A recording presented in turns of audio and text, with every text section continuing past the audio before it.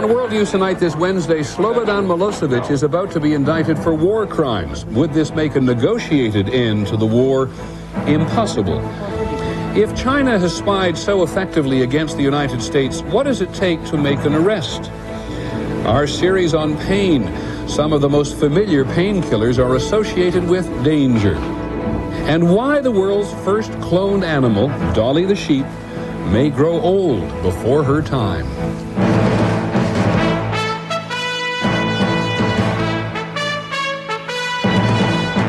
From ABC News World Headquarters in New York, this is World News Tonight with Peter Jennings. Good evening. 64 days now, and the Yugoslav leader Slobodan Milosevic is still standing. And some would argue that he, not the NATO alliance, is ahead in this crisis over Kosovo.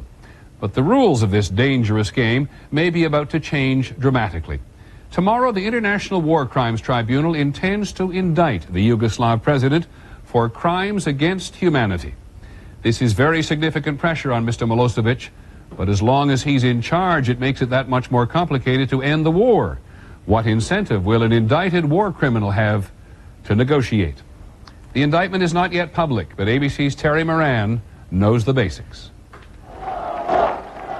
The case against Slobodan Milosevic is expected to be straightforward. Milosevic is head of state and chairman of Yugoslavia's Supreme Defense Council, and under international law, that makes him personally responsible for the actions of the Yugoslav army in Kosovo.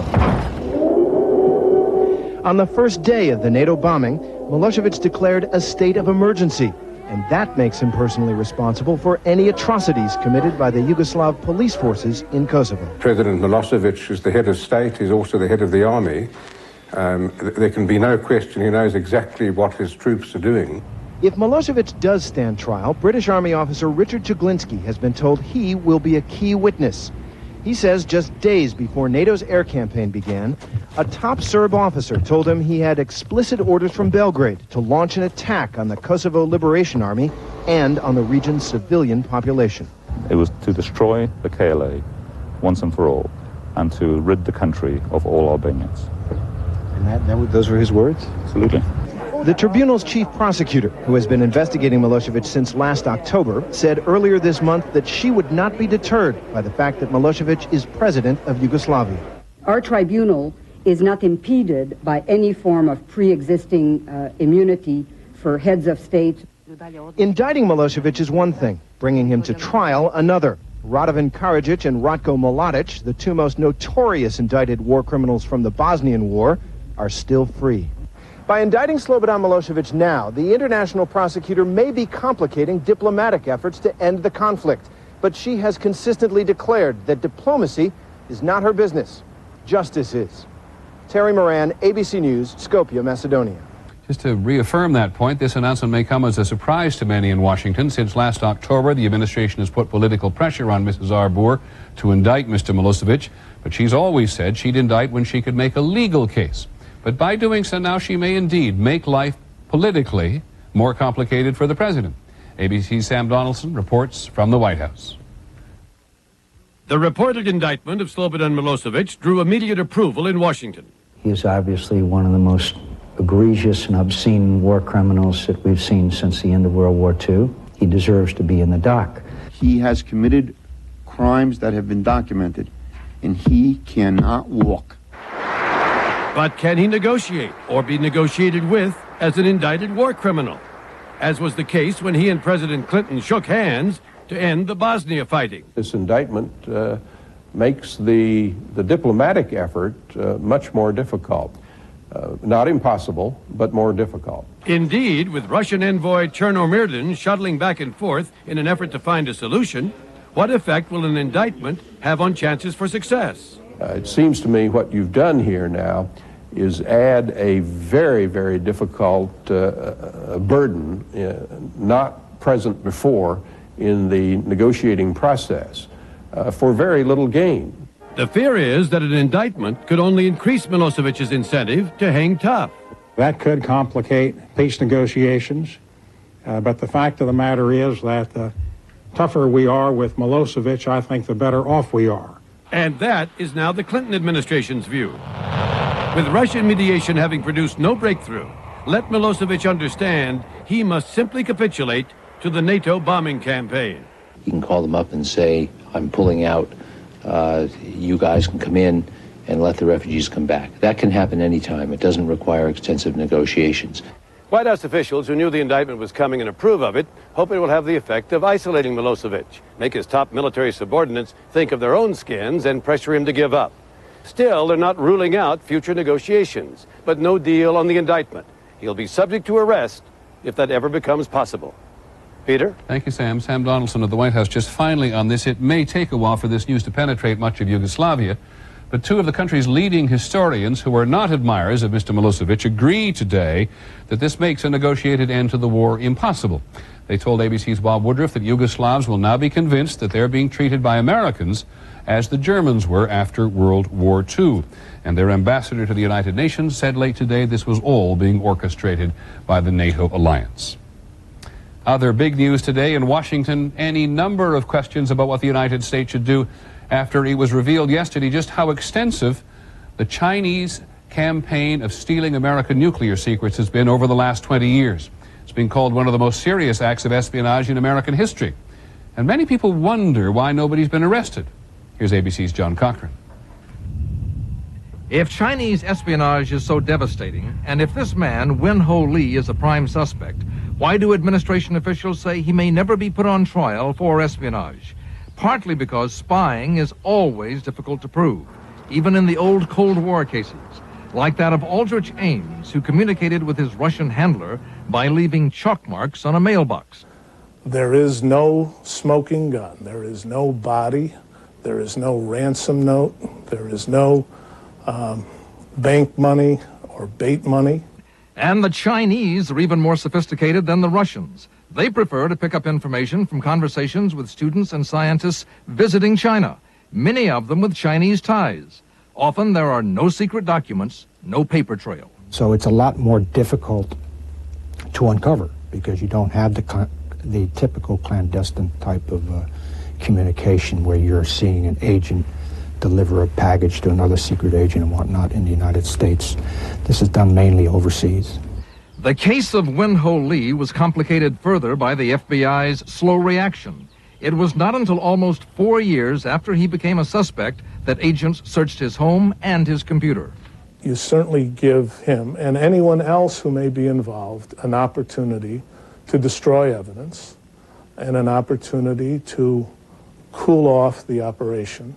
When agents did search his computer, they found he had downloaded millions of lines of nuclear weapons data from a secure computer system to an unprotected system, accessible to foreign agents, which is a violation of security guidelines.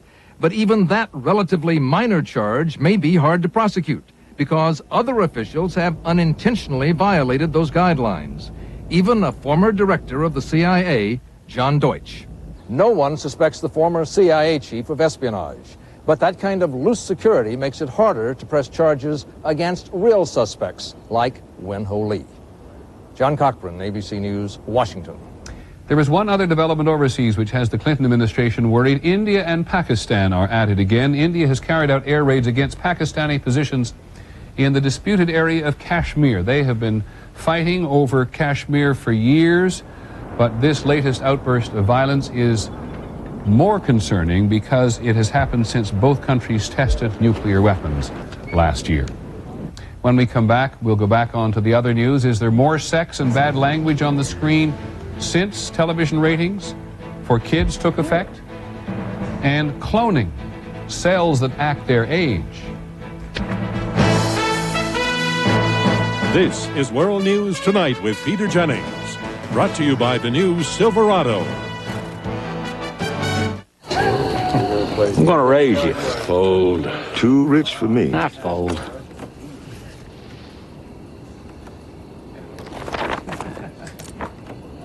Call. A couple of things to remember. One, a full house always beats three of a kind. And two, the new Chevy Silverado has the most powerful V8 of any pickup. Chevy Silverado. It's the truck. Shut up. Spring is here. Thanks to Thompson's Wood Protector, everyone is getting ready to enjoy their deck. no matter what size it is. Rain, sun, mildew, it's the most powerful Thompson's yet. Thompson's Wood Protector, it never takes a day off. Can you return things like vitamins? At GNC you can. Every product comes with a 100% money-back guarantee. We're talking about something you put in your body. If you're not satisfied, we're not either. GNC. Come in. Live well. Does your multivitamin know you're a man? Mega Men from GNC is made especially for men with ingredients like saw palmetto and ginseng that other brands don't have. It's your body. Take what belongs to you. GNC. Come in. Live well. Some things can't be taught in a classroom or found in a textbook. But with Fixodent's long-lasting hold, you'll be ready no matter where the lesson takes you. For long-lasting hold, Fixodent and forget it. Need any help? Absolutely fine, thank you. Are you lost? Grazie. Where is Cafe Verita? It's right there. Ah! Hey, please, you join me. Is this Italian? The best. Ecco domani. What does that mean? Not a clue. Ecco domani. It means Italian.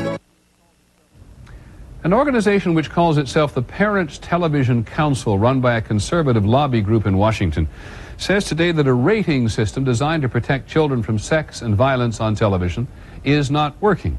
ABC's Bill Blakemore has been checking the facts. The study claims that since networks began putting content ratings on TV shows 2 years ago, sexual content and bad language in prime time have actually increased. I have my ass removed. The major broadcast network's most visible output is growing ruder and cruder and lewder. The conservative Parents Television Council, which provided these examples, based its report on its own monitoring. It claims that since January 97, sexual content increased 42% in prime time, with ABC the worst offender. Foul language, 30%, with NBC in the lead. It says the level of violence remained the same. The council charges that the ratings give networks an excuse. As long as programs are rated and viewers are warned, it's all right to put more offensive material on the air. They now have a green light to do it because they use a rating system to defend and protect what they're doing. But supporters of the ratings point out they were never intended to change what's on the air, just inform parents. They reject charges that the ratings cause more offensive programs. Well, I must say that's like blaming the cock crowing for the sunrise. This afternoon, ABC issued a short statement saying, "This study is seriously flawed. Their numeric counts, based on their subjective definitions, could not possibly yield any meaningful evaluation of program content." The other networks refused any comment on the report. Supporters of the ratings say their effectiveness will be clear after the so-called V-chip becomes mandatory in new TVs this summer. V-chips let parents block programs whose ratings show there may be offensive material.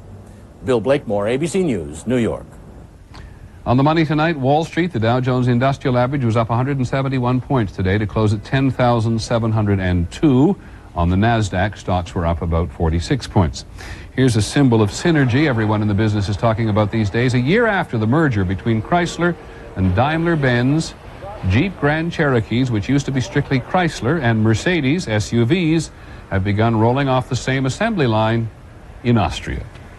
There was an unwelcome surprise for about a quarter of the people who paid taxes with a credit card this year. There was a computer glitch. They got past due notices instead of getting credit. The IRS says it is fixing the problem. It was commencement day at the U.S. Naval Academy in Annapolis, Maryland. The best showing for women in the history of the Academy. They make up only 15% of the student body. The number one graduate was a woman. So were numbers 2, 4, 6, and 9. Half of the top 10. In just a moment, snail venom and chili pepper. We'll take a closer look at fighting pain.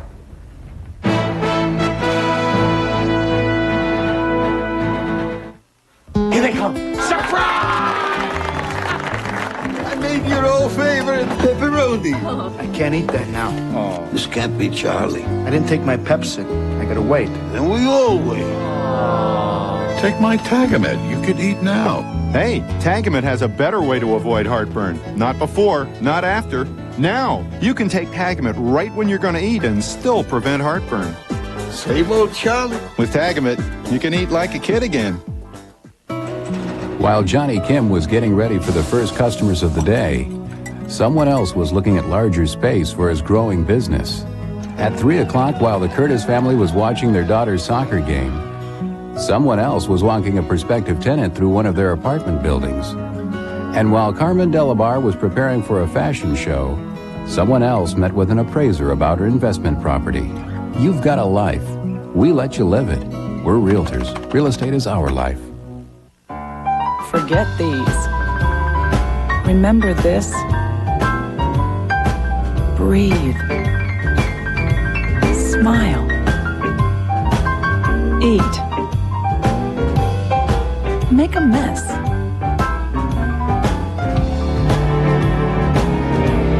Make a memory.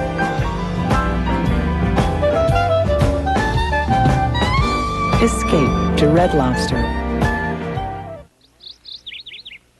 So, Murray, did you hear? About Nick across the way? Crime of his life. Yeah, got sprayed. Didn't he just get sprayed? Yeah, took off his head, but didn't get the roots. Grew back stronger than ever. Whatever got him this time was different. He had such strong roots. They were handsome roots. And deep. I didn't think anything could take old Nick. Hey, next time, it could be us. Don't even think it.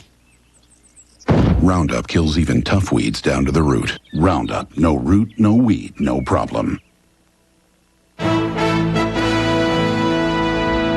We're taking a closer look at pain this week. Trying to manage pain is a daily struggle for so many people. It's interesting, we're told by pain management specialists that people are afraid of taking a narcotic which could seriously reduce their pain, but they'll spend a fortune on over-the-counter painkillers. $2.5 billion are spent every year on non-prescription drugs. We all know that many over-the-counter drugs work to some extent, but are they dangerous? Here's ABC's Dr. Nancy Snyderman. Almost everyone has bought one of these drugs: Aleve, ibuprofen, aspirin. They all belong to a class of medicines called NSAIDs, non-steroidal anti-inflammatory drugs. People tend to think they're perfectly safe. They are not. Nina Waite regularly took one of the popular over-the-counter NSAIDs to fight her debilitating headaches. But the drugs gave her ulcers, a half dozen of them. They look just like little sores in your mouth. But the problem is that they bleed. And I lost a third of my blood due to this bleeding from those ulcers. Ken Smythe took ibuprofen after surgery, and he too developed bleeding ulcers. It was whatever the bottle had for its highest dose, its maximum dose. I would never take over what the bottle said. Never did. 9 times out of 10, they are taking them correctly. They just happen to be at risk of the side effect. Your risk goes up with age, how much you use, how long you take NSAIDs, and what other drugs you are taking. No one suggests restricting these drugs. Millions of Americans take an aspirin every day to ward off heart attacks, and the benefits far outweigh the risks. But millions more take ibuprofen and other NSAIDs for pain and inflammatory diseases. And small risks, when millions of people are taking them, can translate into big numbers. We need to worry particularly about people who are taking large amounts of either prescription or over-the-counter medication. We're in the stomach. Complications from NSAID use send over 100,000 people to the hospital each year. People may be totally unaware of an ulcer being in their stomach, and the ulcer may open up and start bleeding out of the blue without any warning signs. The advice is simple. Use NSAID sparingly. Read the label and follow it. These are medications, not candy. Dr. Nancy Snyderman, ABC News, San Francisco. This business of NSAIDs is a little complicated. You can better understand what your own risk is by checking in with our website, abcnews.com. There's a questionnaire there which will give you some of the personal information that people crave about medicine. At the very beginning of the week, one pain specialist told us they're making tremendous progress in treating pain, especially interrupting the pain signals as they travel back and forth from the brain to various parts of the body. ABC's Aaron Hayes reports on some of the unusual things they're trying this week. The eye of a needle, the sting of a chili pepper, the venom of a saltwater snail. Sounds like the ingredients for a nasty potion, but they are actually all cutting-edge medicine. Snail venom. Snail venom. At least I don't have to drink it. Barry Royston can laugh about it now, but for nearly 16 years he was in terrible pain, felt on fire from his chest to his toes. So I didn't want anything touching my skin. He tried drugs, even brain surgery. Nothing helped. Well, no changes today. Until Dr. Peter Statz implanted a pump in his abdomen. It sends a drug cloned from snail venom right into his spinal fluid. This bound to specific areas in the spinal cord that we know modify pain transmission. It is one of several new techniques doctors have developed to relieve chronic pain by stopping pain signals in their tracks. The spinal cord is like a giant switching mechanism, relaying pain signals onto the brain. In the case of chronic pain, doctors believe, those switches often jam open. Pain signals flood through, cutting a kind of permanent pain path to the brain. We close that switch in the spinal cord. We close it. We stop that message from going to the brain. Dr. William Craig uses acupuncture like needles. Okay, is that too strong? It's okay. To send electrical signals to the spinal cord. Josephine Avedon was plagued with crippling back pain. She says electrical spinal treatments... You feel the difference? Yes. ...let her walk away without using her cane. Oh, fantastic. I feel like I've got my life back.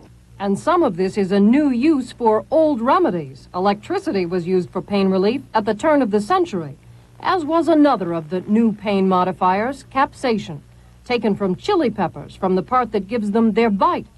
Doctors today have found that rubbing super concentrated capsaicin into the skin seems to offer one more way to switch chronic pain signals off.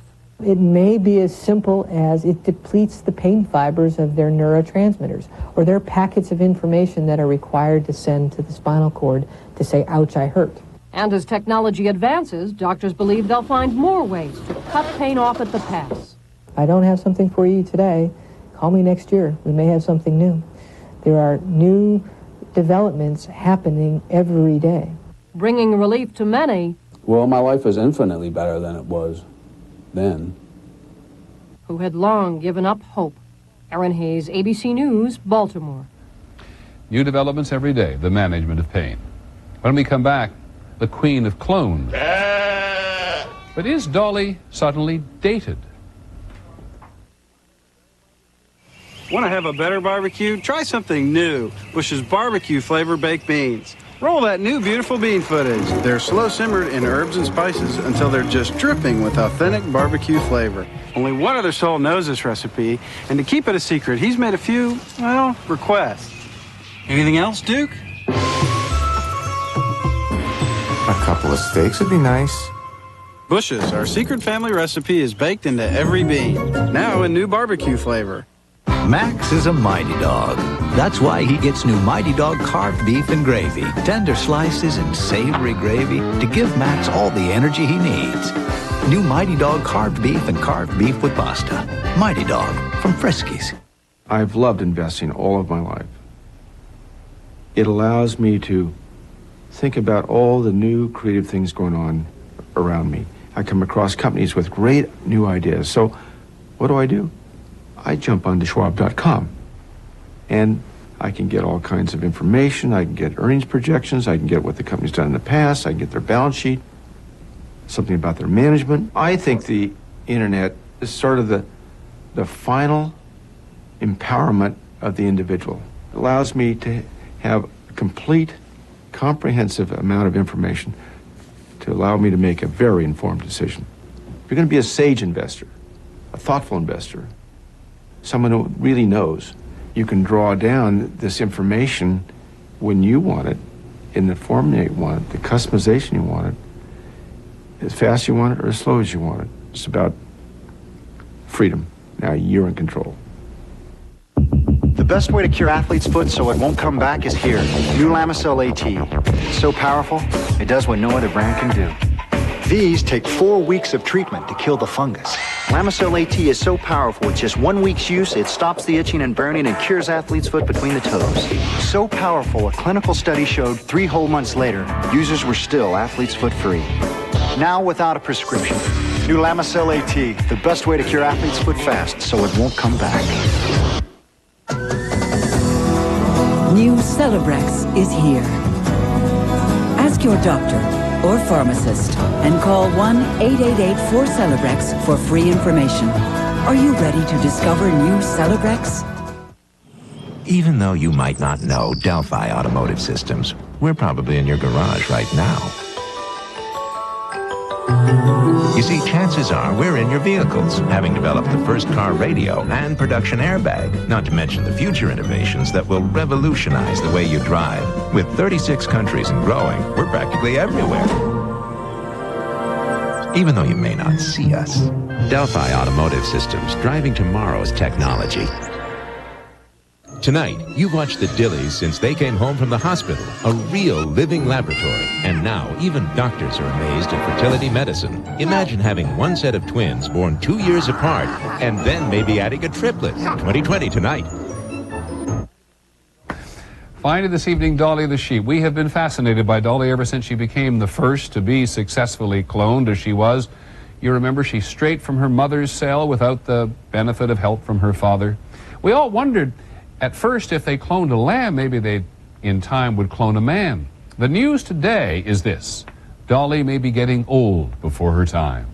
Here's ABC's Ned Potter. The minute Dolly appeared, she created a world sensation.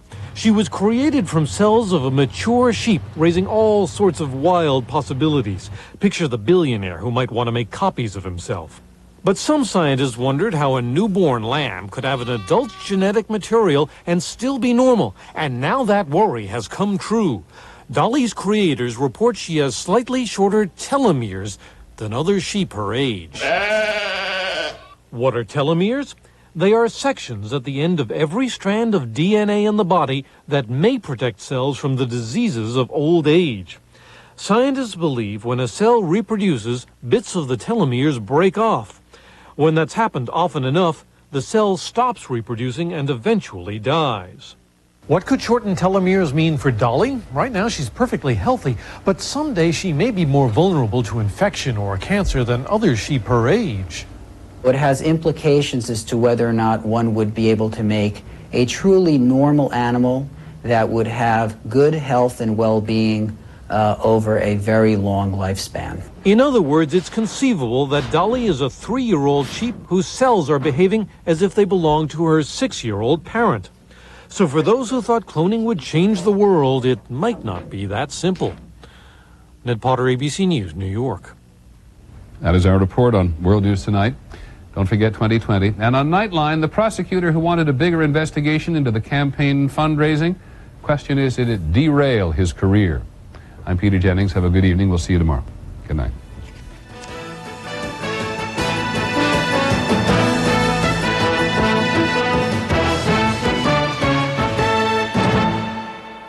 Tomorrow, is this site cursed? No project has ever worked. The billions spent on Slick 6. It's your money. Watch ABC's World News Tonight with Peter Jennings. This has been a presentation of ABC News. More Americans get their news from ABC News than from any other source. ABCnews.com, now a part of the Go Network. On the season finale of Drew, the